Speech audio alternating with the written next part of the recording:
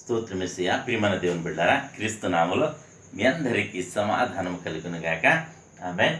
ప్రతి దినము దేవుని వాగ్దానం అని ఆత్మీయ చక్కటి కార్యక్రమంలో మిమ్మల్ని ప్రేమపూర్వకంగా ఆహ్వానిస్తున్న దేవుని బిడ్డారా, ఎలా ఉన్నారు? బాగున్నారా? ఉదయాన్నే లేచారా? ప్రార్థన చేసుకున్నారా?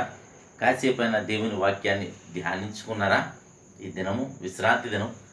ఎంతమందికి జ్ఞాపకం ఉన్నది ఈ దినం? మీరు దేవుని సన్నిధికి వస్తున్నారా?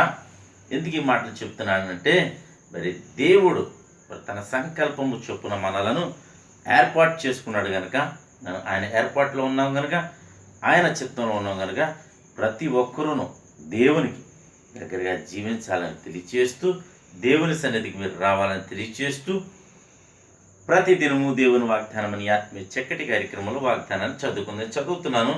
కీర్తనల గ్రంథము 47వ అధ్యాయము 7వ వచనం. దేవుడు సర్వభూమికి రాజై ఉన్నాడు, రమ్యముగా కీర్తనలు పాడుడి. దేవునికి స్తోత్రం. ఇది ఎప్పుడు సాధ్యం అంటే, మరి ఆయన చెప్తున్న మాట ఏంటో తెలుసా? దేవుడు సర్వభూమికి రాజై ఉన్నాడట. దేవునికి స్తోత్రం. హల్లెలూయా. ఈ సర్వభూమికి రాజై ఉన్న దేవుడు ఈ సర్వభూమిని సృష్టించాడు. ఎందుకు రాజంటే, ఈ సర్వభూమిని ఆయన సృష్టించుకున్నాడు. ఆయన తన చిత్తంలో నిన్ను నిర్మించుకున్నాడు కనుక, ప్రియమైన దేవుని బిడ్డలారా, ప్రతి ఒక్కరూను ధైర్యం తెచ్చుకుని మరి వాగ్దానాలను ఎత్తుపెట్టి మీరు ప్రార్థన చేసుకోండి. ఈ సర్వభూమికి రాజు అయిన దేవుణ్ణి మీరు స్తుతించండి, ఆరాధించండి, కీర్తించండి, కొనియాడండి, ఘనపరచండి అని తెలియచేస్తూ దేవుడి మాటలు దీవించునుగాక. ఆమె ప్రార్థన చేసుకుందాం. స్తోత్రము తండ్రి, వందనాలు యేసయ్యా. ప్రతి దినము దేవుని వాగ్దానం అని ఆత్మీయ చక్కటి కార్యక్రమం ఇస్తున్న వాగ్దానం బట్టి నీకు వందనాలు. అవును ప్రభువా, మీరు సర్వభూమికి రాజై ఉన్నారు తండ్రి, నీకు స్తోత్రాలు.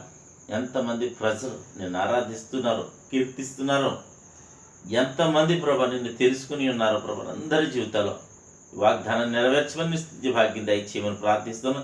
ఎంతమంది ప్రజలు నా తండ్రి నిన్ను తెలుసుకోలేదో, ఇంకాను నేను అంగీకరించలేదు, వారిని కూడా మీరు కనికరించమని, కృప చూపించమని, ప్రతి ఒక్కరూ నిన్ను స్తుతించేటకు కృపను అనుగ్రహించమని ప్రార్థిస్తూ, రోగులుంటే స్వస్థపరచమని ప్రార్థిస్తున్నాను.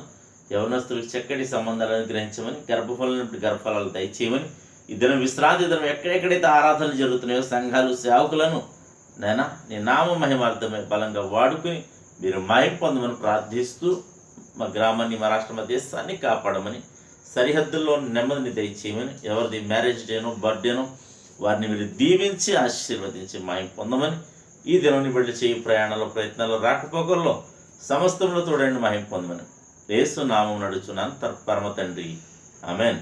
నేను నమ్ముతున్నాను. ప్రియమంది బట్టారా, ప్రభు మనందరినీ బలపరుస్తున్నాడు కనుక ఈ వీడియోలు మీరు వీక్షించండి, షేర్ చేయండి, ఛానల్ సబ్స్క్రైబ్ చేసుకోండి. దేవుడు నిన్ను కుటుంబాన్ని దీవించండి. ఆమెన్.